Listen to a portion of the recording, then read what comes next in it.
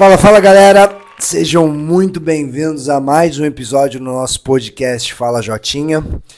Episódio de hoje falando aí basicamente sobre essa última rodada do Brasileirão que esquentou, teve ali uma disputa muito forte da liderança entre o nosso glorioso Fogão e o Fortaleza, né? Vamos falar também aí dessa briga que tá no Z4, que acabou interferindo também lá na ponta, que a gente teve aí Flamengo e Corinthians, né? Num clássico aí.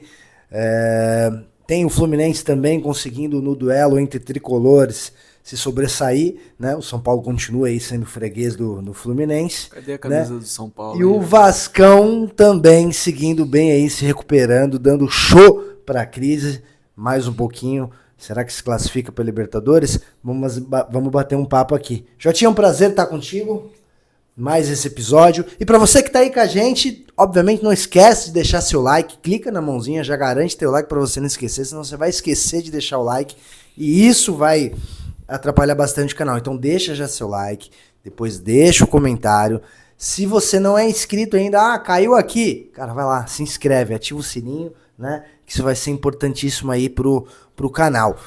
O Jotinha já chegou me dando uma cutucada aqui durante o meu resumo do que a gente iria falar hoje, falando que eu não tô com a camisa do São Paulo. Mas galera, não é nem por isso, é porque eu tava usando tanta camisa do São Paulo que tava ficando um negócio meio vinculado, né? Meio direcionado. Falei, não, eu vou tirar um pouquinho da camisa, né? Pra poder dar uma aliviada. Mas o meu coração hoje é botafoguense, galera. Hoje o meu coração, ele tá botafoguense, tá? O Botafogo, Jotinha, conseguiu emplacar um excelente resultado jogando em casa, marcou aí 2-0 em cima do Fortaleza, se impôs aí como um verdadeiro líder. Jotinha, o que a gente pôde ver aí? Você que assistiu, acho que você foi na partida, né? Você foi no jogo. Sim. O que a gente pôde ter visto aí dessa partida contra o Fortaleza? Primeiramente que eu fui na partida, né, meramente profissional, né, cara? Eu só fui para poder assistir, para trazer, né, o melhor resumo aí possível do jogo, né? Mas, cara, o jogo ontem era um jogo muito esperado, né? O campeonato de pontos corridos tem essas coisas aí, né, cara? Essas coincidências, né? Exatamente ali quando o Fortaleza assume a liderança, o campeonato vem logo com o Botafogo e Fortaleza, o primeiro contra o segundo ali. É aquilo que a gente fala, né? É uma das finais que acontecem ali durante o campeonato, né? E o Botafogo jogou como um verdadeiro líder, verdadeiro time que briga pelo título, né? Ontem a gente viu o Botafogo se impondo do começo ao fim, né, do jogo.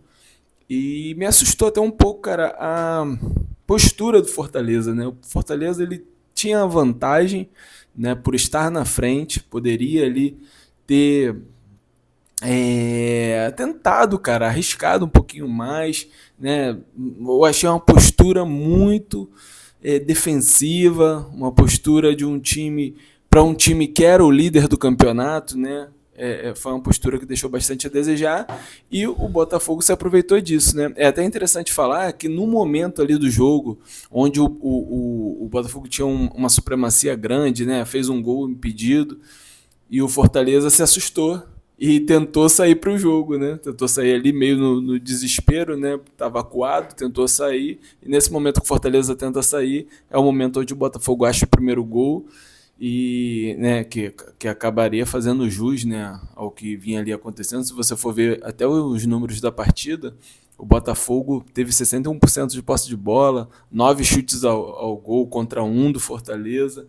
Então, o Botafogo conseguiu encontrar a vitória. No finalzinho ainda teve um golaço coletivo ali do Botafogo, né, com o Tiquinho dando de calcanhar para o Marlon Freitas, lançando o Igor Jesus, saiu na cara do gol, fechou o placar. E o Botafogo volta à liderança do campeonato, depois de uma rodada fora, né?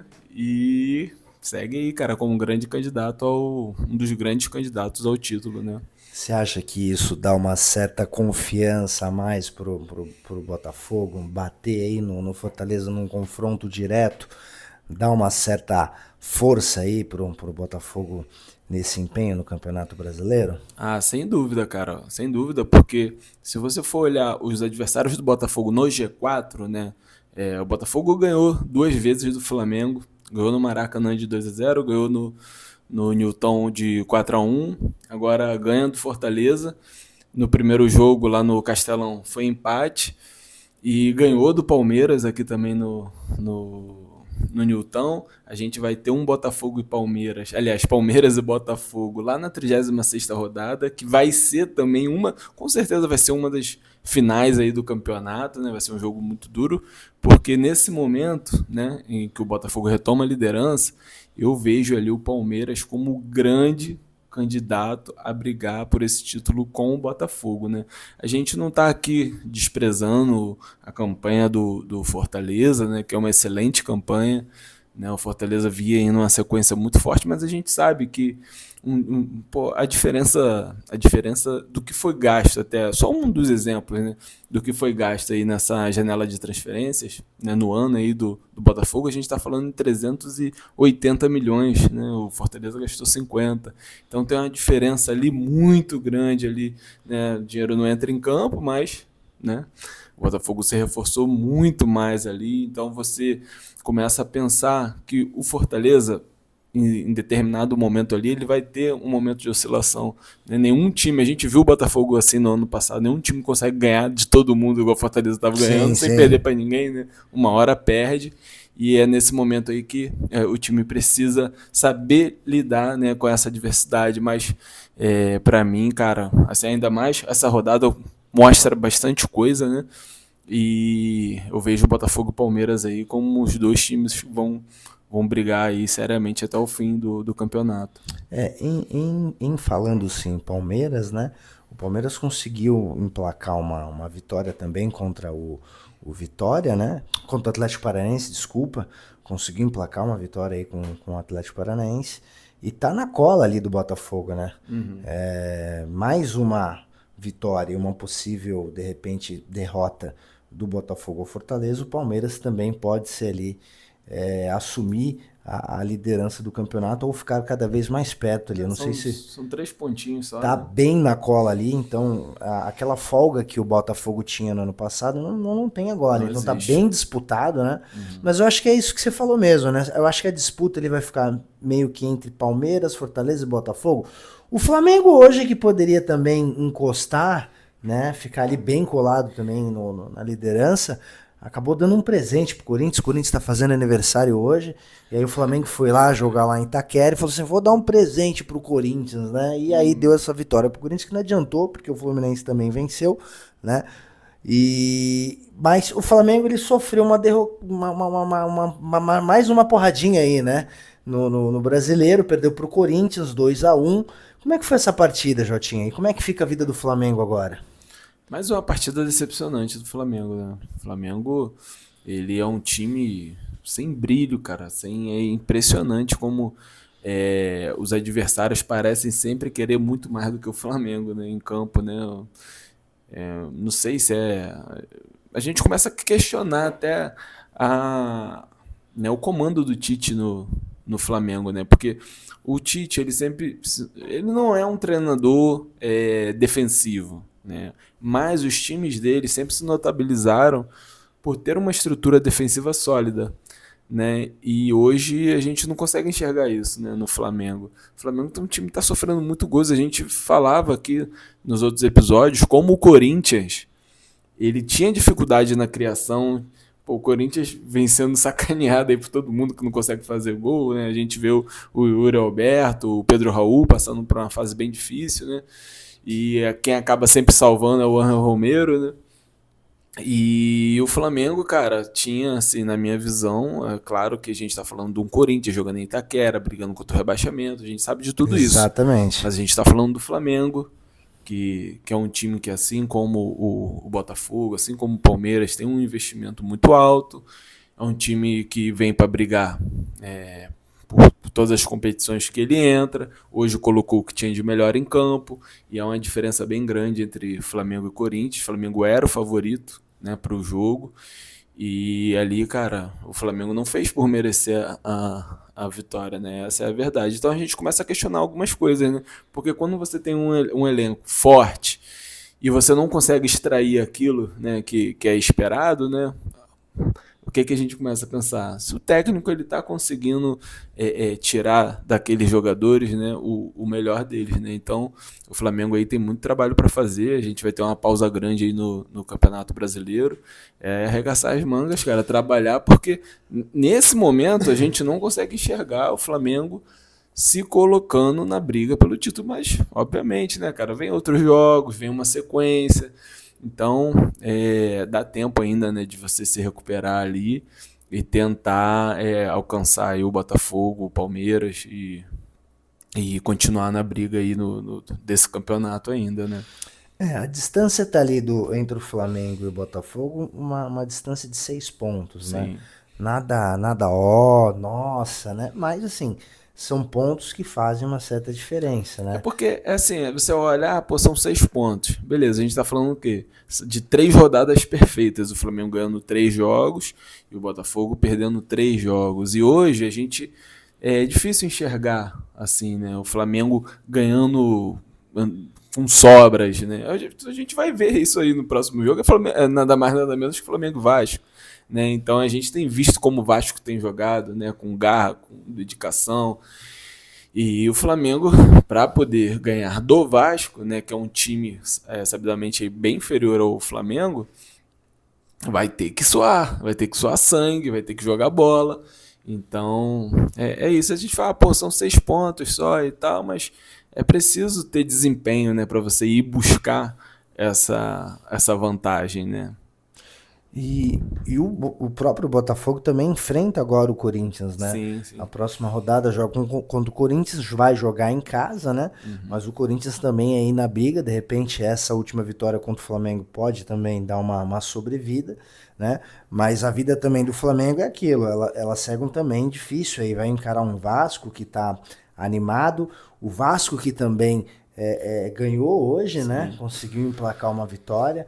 Já não corre mais risco de rebaixamento, já tinha? Não. Até só para completar essa questão do Flamengo aí, o Tite, né, e o Flamengo perdem muito pouco, mas eu fiz aqui um levantamento, nos últimos 37 jogos, né, o Flamengo perdeu 10 vezes, né, muita derrota, né, a gente tá até, eu tirei o Campeonato Carioca ali dessa estatística, mas pô, são 37 jogos, 10 derrotas. O Flamengo tá perdendo bastante, sofrendo muito gol, né?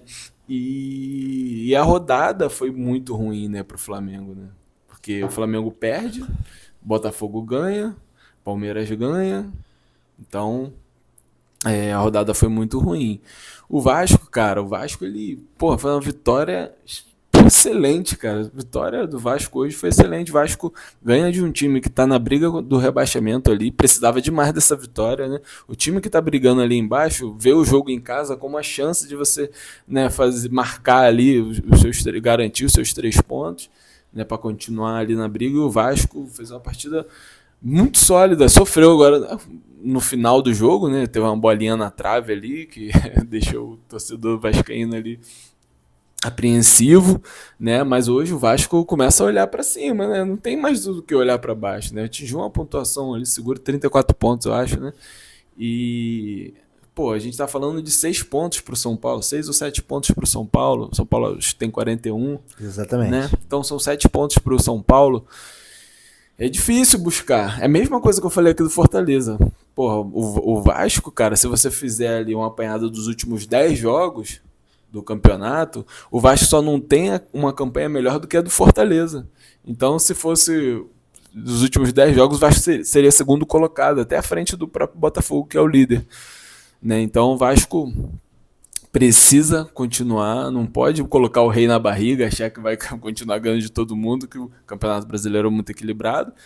E se continuar nessa toada, e por que não sonhar? Né? Por que não sonhar, já que você vê um São Paulo ali brigando forte em outras competições, né? Você tem ali uma porta de entrada ali no G6 para pegar de repente uma pré-Libertadores. Pode acontecer de um time que está ali no G4 ou no G6 ser campeão da Copa do Brasil, ser campeão da Libertadores e abrir mais vagas, né? A gente já viu acontecer isso outras vezes.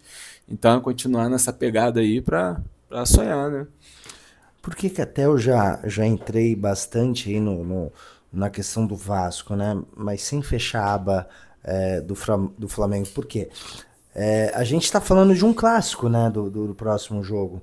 E de fases diferentes, né? O Vasco estava ali recentemente brigando ali também para não ficar no Z4. A gente estava falando que o Vasco não merecia passar por isso. E o Flamengo batendo muito forte ali no G4, brigando firme. Agora a fase já mudou um pouco.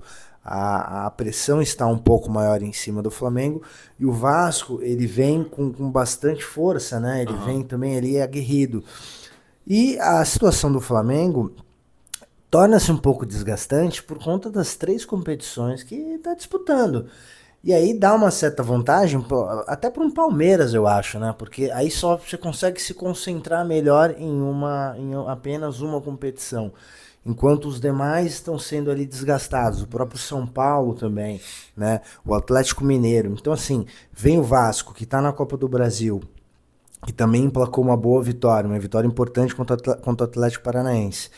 Ganha do Vitória agora, já começa a olhar ali para o G6, né? E vem o Flamengo numa pressão muito forte, ali de agora, como é que vai ser? Tem que ganhar, e clássico é aquilo, por mais que o Flamengo tivesse até melhor, vamos dizer que tivesse ganhado do Corinthians, clássico é aquilo, né? É pressão, é o que a gente falou até no próprio Carioca, né?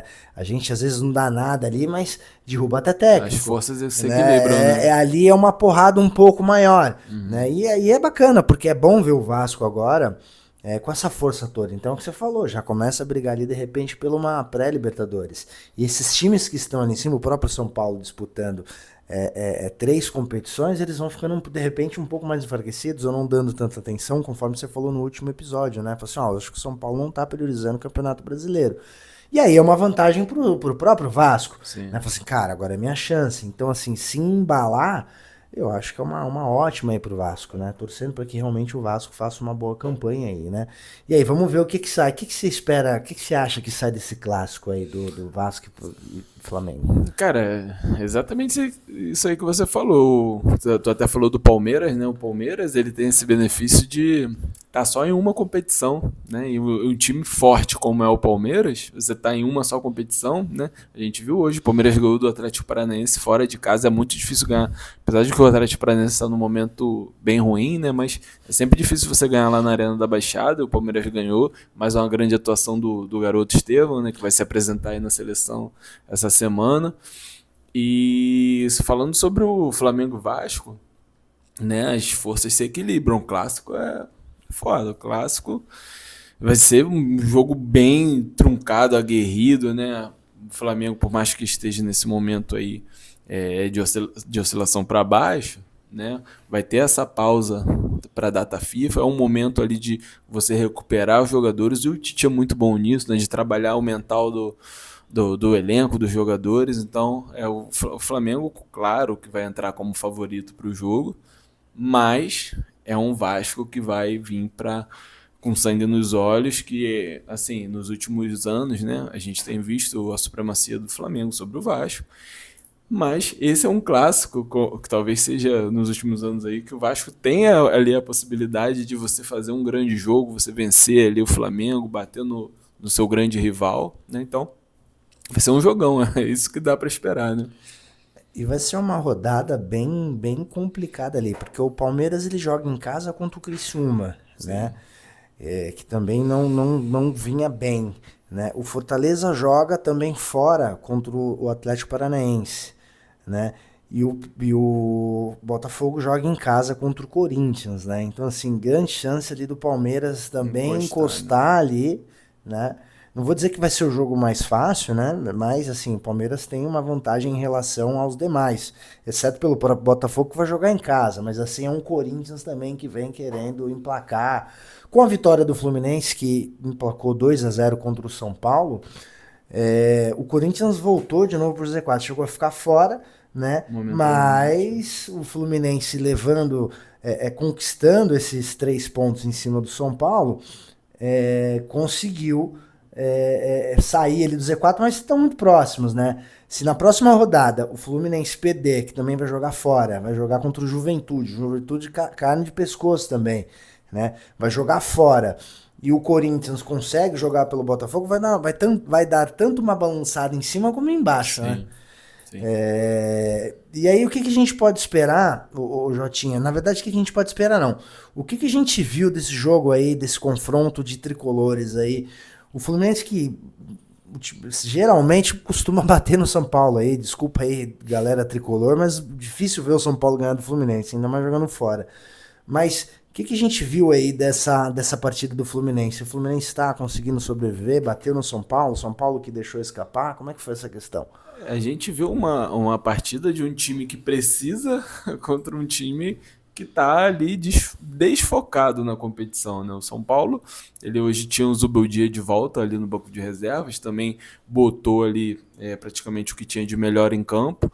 E tu vê que o gol do Fluminense, né, o primeiro gol, o gol do Cauã, é um gol total falta de atenção do time inteiro, né? A gente vai falar aqui do Caleri, né, que ele reclama de uma falta, mas o time ali ficou ali olhando e tal, o Fluminense aproveitou, bateu rápido ali, foi e fez o gol.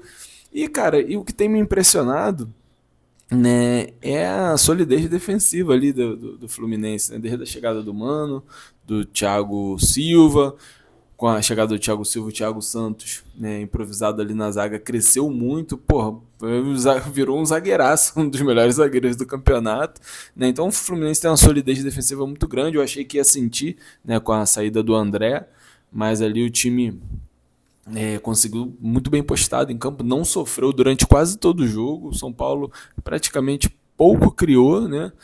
Então é um Fluminense que precisava demais dessa vitória, né? Estava pressionado pela vitória do jogo de 4 horas do Corinthians sobre o Flamengo, entrou no Z4 e precisava da vitória para poder sair, conseguiu muito bem, e era isso mesmo, cara, que se esperar. A torcida do Fluminense lotou o Maracanã, quase 50 mil pessoas, e é isso, é um time que está no foco, né? O São Paulo não está no foco, né? Só que é preciso abrir o olho também, né? Porque a gente está falando aí dessa distância que diminuiu bastante, né? Então, vai que você não consegue ali atingir o objetivo ali nas Copas, você vai ficar fora de uma Libertadores do ano que vem, né? Então, São Paulo precisa